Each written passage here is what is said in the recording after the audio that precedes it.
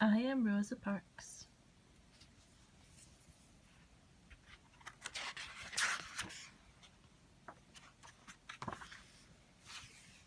I am Rosa Parks.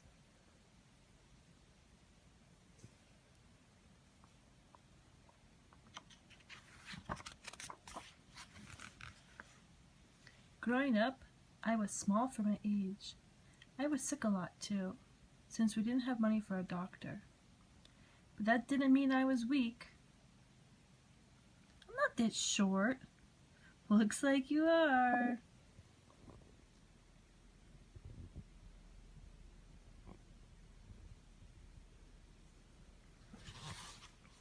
When I was 11, as I was walking home from school, a boy on a roller skate came zipping by and shoved me. He thought I would be an easy target. Shove. To his surprise, I turned around and punched him back. I knew fighting was wrong, but I didn't want him picking on me again. There she is. She pushed him back. His mother saw what happened. She was mad that I pushed him. Did you just push my son? Uh-oh, this is gonna be bad.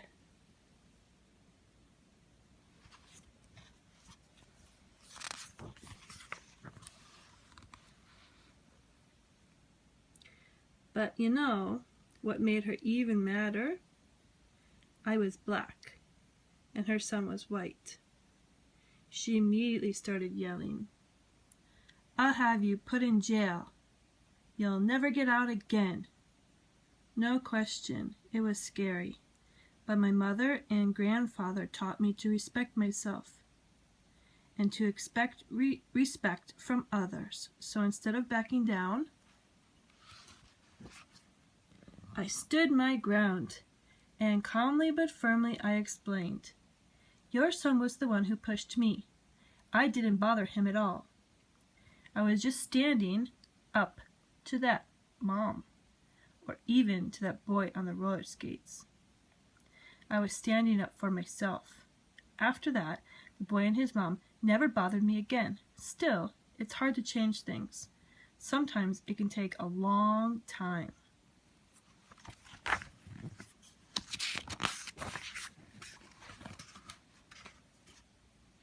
Back then, if you were black, you were treated unfairly just because of the color of your skin. You weren't allowed to live in the same neighborhood as a white person, eat in the same restaurant, ride the same elevator, or use the same bathroom. You couldn't even drink from the same water fountain. One was marked for whites, the other for colored.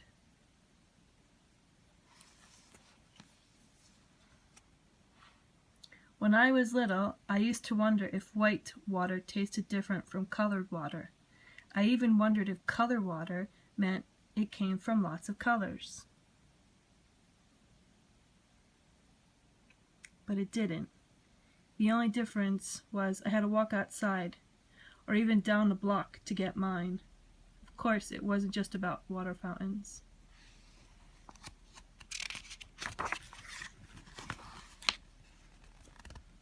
This was my school, a small old wooden building with one room and one teacher for all of us. Everyone, the 5-year-olds to the 6th graders, were stuffed in one room.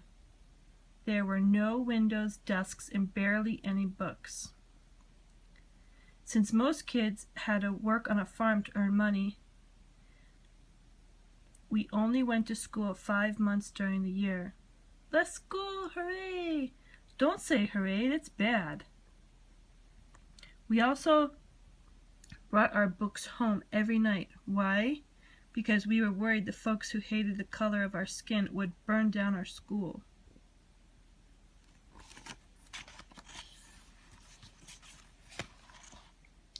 Now here's the school for the kids who were white. Notice the difference? It was a new brick building with beautiful windows, new desks, and plenty of books, plus a playground. They went to school 9 months out of the year since they weren't working in the field like we were. Now, can we say hooray? No, there's no hooray about this.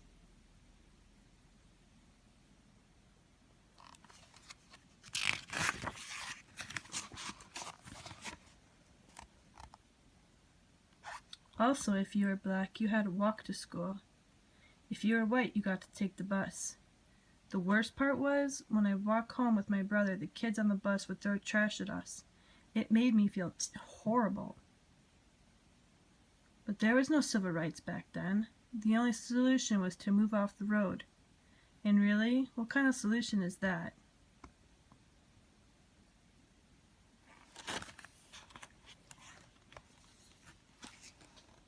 As I got older, things didn't change much. There's no room in here, lady. One winter, I was waiting for the local city bus. If you were black, you had to ride in the back. If you were white, you rode up front.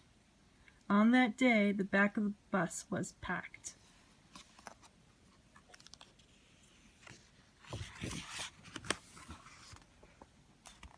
But there were plenty of seats in front.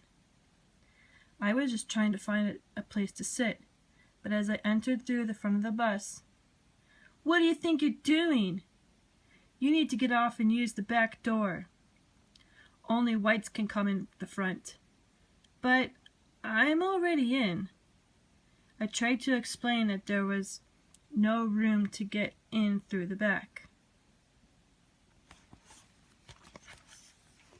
The driver didn't care. He wanted me off the bus. He grabbed me by my coat sleeve. I dropped my purse near the front of the door. To pick it up, I sat in the front seat, a white seat.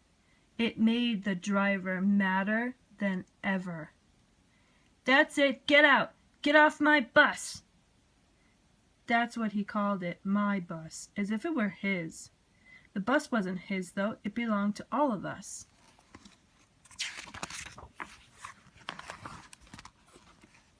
Still, that afternoon, the driver got his way. He kicked me off. But I promise you that wasn't the last time I'd face that bus driver. See you soon. Yes, you will.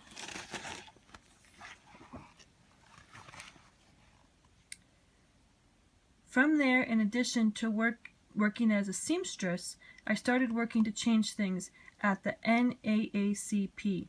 We fought for fairer laws and made sure that people's stories were heard. Tell me what happened next. I also stopped using colored water fountains. I'd rather go thirsty than be treated so poorly. It was the same with the separate elevators. Instead of riding them, I'd take the stairs.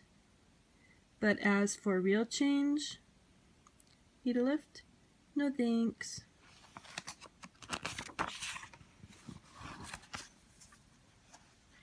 Even I didn't know what was coming.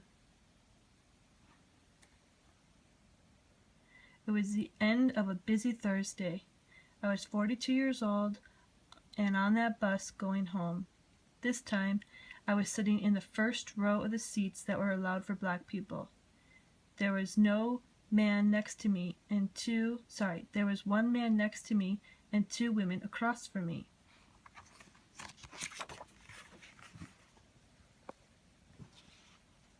It was the same driver from before, the exact one from all those years earlier.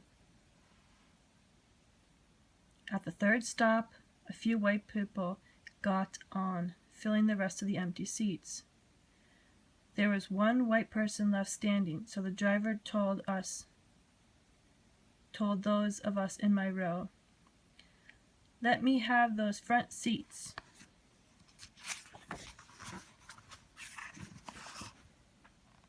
At first, none of us moved, but when he asked again, "Y'all better make it light on yourselves and let me have those seats."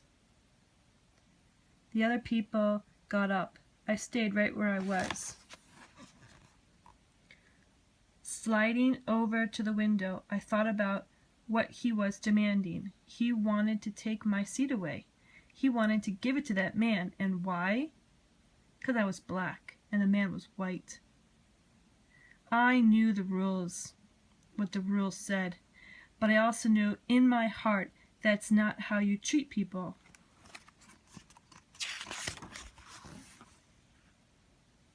Without a doubt, the driver was mad, but I never lost my cool, never raised my voice. Are you gonna get up? No.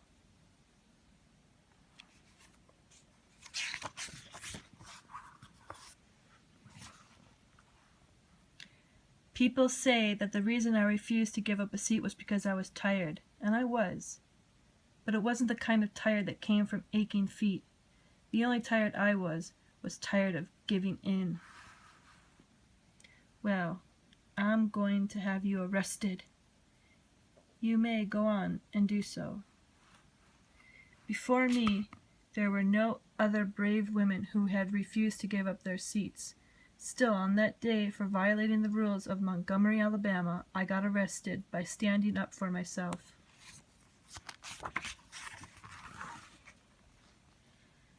I ignited a movement. From there, the Montgomery bus boycott began.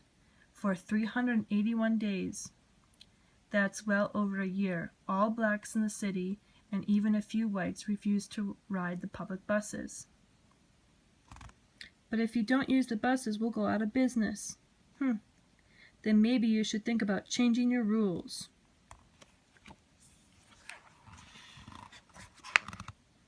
Finally, the rules were changed. Public buses were no longer allowed to separate people based on color of their skin.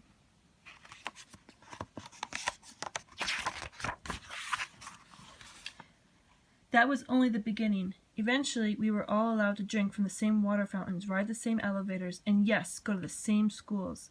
The Declaration of Independence, Thomas Jefferson wrote that we're all created equal. Finally, the nation was starting to act like it. Of course, that didn't mean that the fight was over. There were thousands of people just like the bus driver. But after hearing how I didn't give up my seat, there were now thousands more people just like me, together, inspired, and committed to justice. Hi, my name's Martin. Want to hear a rough draft of my speech? You bet I do.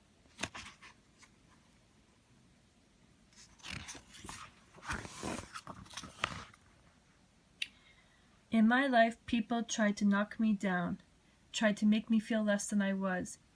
They teased me for being small, being black, being different. Let me be clear, no one should be able to do that. But if they try, you must stand strong. Stand for what's right. Stand up for yourself, even if it means sitting down when you do. Others will follow.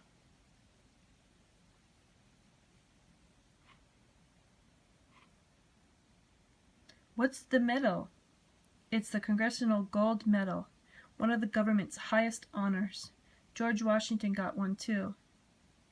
Cool. Now, can I say hooray? Go for it. Hooray! I am Rosa Parks. I'm not a politician or a president or an actor or a famous business owner. I'm just an ordinary person. But I'm also proof that there's no such thing as an ordinary person. I hope you always stand up for yourself, and I hope you remember that we're all in this together.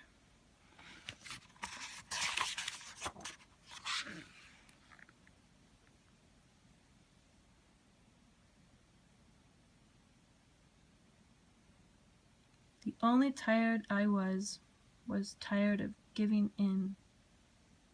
Rosa Parks.